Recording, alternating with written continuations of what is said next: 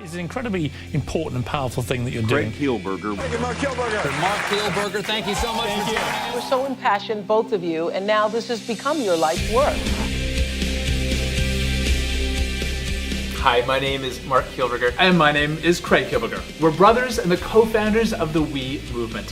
When we were just kids, we set up a tiny nonprofit, and over the past 20 years, it's now grown into the world's largest charity on Facebook. Millions of youth involved in the organization, and over 1 million beneficiaries around the world with clean water, health, and education. Over the course of growing this nonprofit, we had some pretty amazing mentors, and we want to share this with you through a rather unique format. This is a choose your own speech. You heard me right. No two speeches are alike. We'll be filling a screen with name after name, dozens and dozens and dozens of inspiring world leaders that we've all had the honor to spend time with and learn from.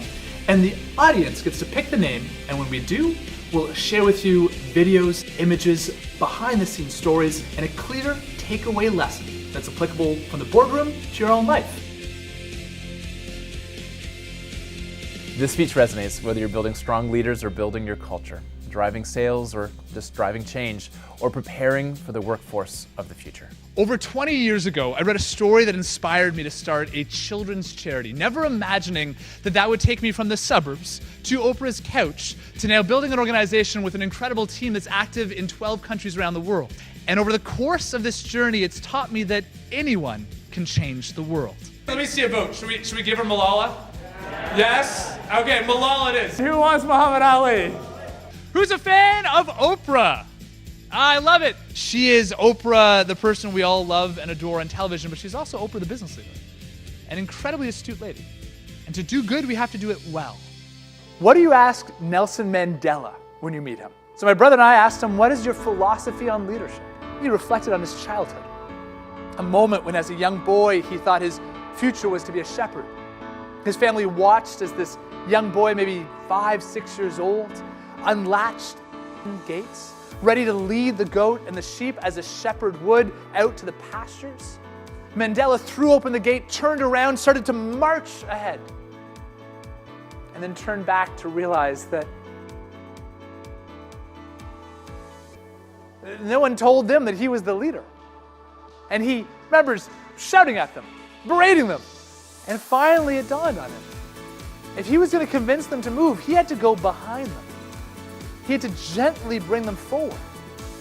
If anyone watched from afar, it would look like the goats and the sheep were leading Nelson Mandela as he was following along. But in reality, of course, he was leading them. But in that moment, he realized, he said, his most profound lesson on leadership, that the greatest leaders lead their flock from behind. So one of the greatest lessons I ever learned was from Arun Gandhi, who's Mahatma Gandhi's grandson. And he asked his grandfather, how do you know that we're going to win against the British? So Gandhi turned to his grandson and handed him one of his school pencils. And he said, can you break that pencil?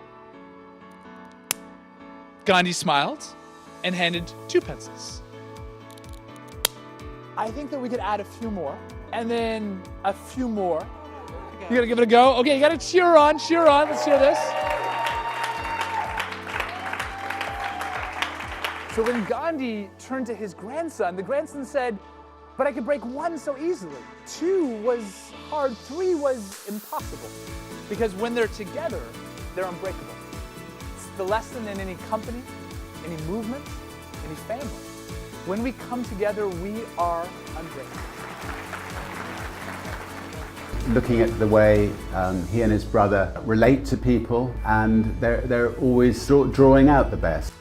Starting from the age of 12, is show what entrepreneurship is all about. Whether it's in philanthropy or in commerce, it's about meeting the needs and wants of other people.